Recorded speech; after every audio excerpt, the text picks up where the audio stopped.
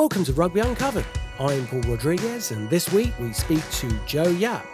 She's Director of Rugby at Worcester Warriors. Your brother, your sister, your father, they've all had roles at Six Ways, and you returned this time last year as skills coach. You took over as Director of Rugby soon after that. You seem a very close-knit bunch. Is that fair? Are you a very close family? Yeah, no, we are a really close family. I think we've always kind of done sport together, and sort of mum and dad always drove us all over the country as kids with various different sports that we were competing in. So so we are a close family. You've got a daughter and a son, Megan and Jack. How long before you introduce them to the game? They actually already play. We moved back we never sort of asked them if they wanted to. When we were living in Exeter, my daughter said one day, I'd like to go to mini rugby because my friend goes, and we were like, okay, great. So we took her along and she played tag, really enjoyed it. And then when we moved back last summer, we were aware that it was quite a trek for us to go, for her to carry on playing mini rugby. So we spoke to the local rugby club, which I knew quite a few people at, on Clee Hill, and said to them, what are your thoughts on trying to get a mini section going? And they were like, yeah, brilliant. So that kind of started from there, really. And we started a mini rugby club up at Clee Hill, alongside lots of other people that supported us to do that. So now we've got sort of 80, 90 kids that turn up from under 11s down, and both Meg and Jack play, and yeah, they love it, and it's their choice to go. We very much didn't want to kind of push that on them, but they wanted to be part of it. They wanted to go along and play. They enjoy playing with their friends. They do lots of other kind of activities as well. Jack plays football. They both go swimming. They both do gymnastics, so they're kind of pretty active generally. That's fantastic. They'll make the choice as to whether rugby's their main sport, obviously. Yeah, it's up to them. Looking back to last year, you turned Warriors season round after not the best of starts to the season. You and Mike Hill. Was it like starting with a completely blank screen when you took over? Is that the way you presented it to the players? Because your season after that was a fantastic success by comparison. Yeah, it was a really difficult time coming in, because with Roy leaving and then I kind of took on that role. It was quite challenging. The owners had spoke to me and kind of was like, what's needed for us to be kind of successful, and I talked about the fact that we needed more sort of support staff to support the players, and that's when we brought in Mike Hill, who obviously made a big difference to our forwards, and we brought on kind of current members of staff, but we brought them on full time. So it was enabling them to really sort of support the girls fully. So our manager went full time, and Sian, who'd been doing a great job already at the club, she came on full time, and then we looked at S&C and medical as well, and it then meant that we could kind of give the girls the support that was required, because although they're not full time, we try our best to kind of work with them as much as we can remotely. So they're kind of training, their programs are full-time programs that, if they're not doing here, they're doing away from here. So they're doing all their monitoring, and we just try to kind of move things forward that way, really. And I think that then made a big difference to what we could do on the field. Yeah. And I'm going to ask you a possibly quite difficult question. What are the differences in the quality of the game now compared to when you won your first England cap in 1997? The women's game, obviously, I'm referring to. It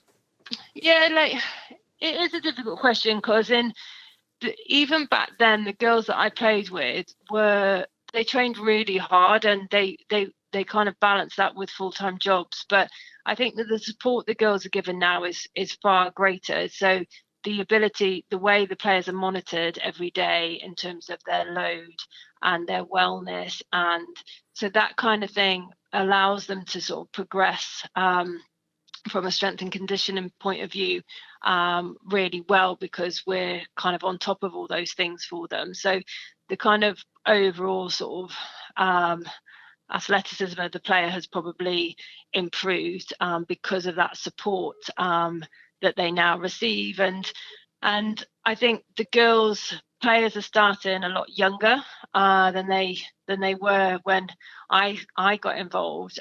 So kind of the skill level of the player coming through, because they've actually kind of picked up a ball at mini rugby or junior rugby, they're in a position where the skill level and the sort of, so things like the kicking game and things like that have improved.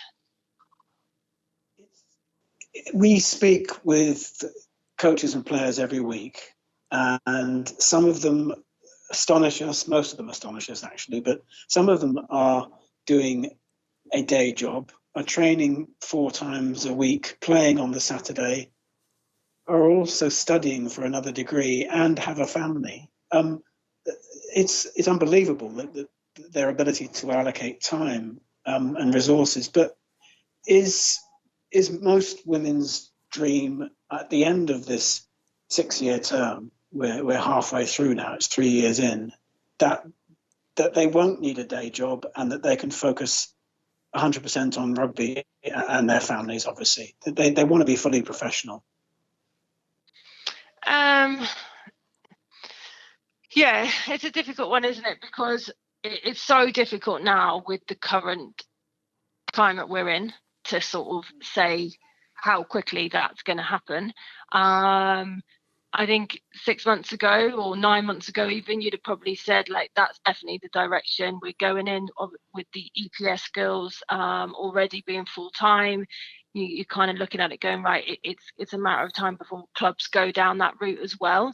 Now it's different, isn't it? And you can't predict what is going to happen now in terms of how long it's going to take, because everything has been slowed down because of the pandemic, and nobody currently is making an income across clubland at all.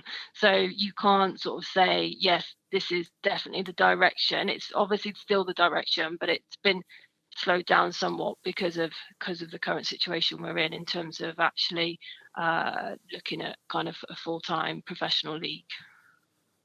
Of course, yeah. As a player, you played 15s and 7s at the highest level.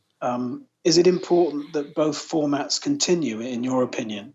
Like cricket, there are fewer players now who play both at the top level, almost like 2 different sports with very little overlap in personnel.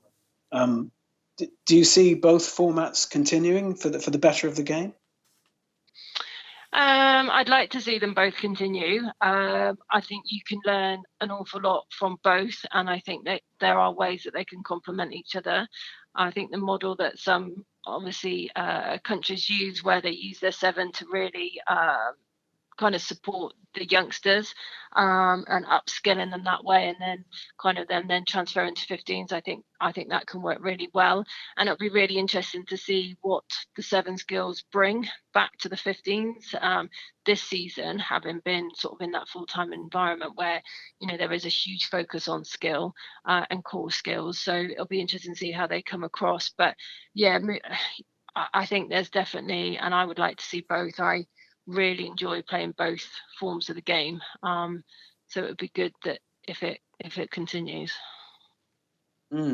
Yeah. The RFU recently announced the new laws that are going to be trialled for the current season that's just starting. Has it been a case of drilling the players at Worcester repeatedly since you returned to training, just to get it in their heads what they're going to be doing on the pitch? If I'm honest, no, because it's been so challenging as to what we can do. So the first month, everything was socially distanced. We could get them into groups of 6 at a time. They come through, they do their fitness, they do their skills with us, and they go, and there was no crossover. So that was all about sort of looking at their skills and their conditioning. And then it wasn't until September that the groups could get bigger. So yes, we've done what we can, but we haven't had the time with them collectively as a team that we would have normally had going into any season. So from that perspective, it has been really challenging, and we have been constantly trying to get the message across in the sessions that we can, in terms of kind of the law variations and kind of those that have been more reinforced this year. So things like the breakdown and the attack breakdown, and not kind of having that kind of extra role and things like that. We've tried to bring things like that constantly into our kind of condition games and things like that, but it has been hugely challenging in terms of trying to kind of work to the COVID restrictions and prepare a team to start the league on Saturday. Of course, yeah, and only 70 minutes rather than 80 as a trial as well. Yeah. Well, the ball and play is so high. So with the scrums now being replaced by free kicks for sort of knock-ons and forward passes, it just means that the game is going to be extremely quick, and ball and play is going to be very high. Yeah. This weekend you travel to Saracens. That's going to be as good a test as any to measure how your squad have developed in the last 12 months, I guess. Yeah, definitely. They've obviously been league leaders, haven't they, since for some time now, and actually for us to go down there and kind of see exactly where we're at will be really interesting, because we haven't been able to play friendlies against any opposition. So it's I think all clubs are going to kind of go into this weekend just sort of like, right, where are we at? What's the game going to look like with these new law variations? There's quite a few unknowns, but at the same time, everyone's sort of really excited that they've got the opportunity to get back out there and play. Yeah, it's fantastic that we're back up and running. Jo, thanks so much. Thanks very much. Cheers. Bye. And thank you so much for listening. We'll catch you next time.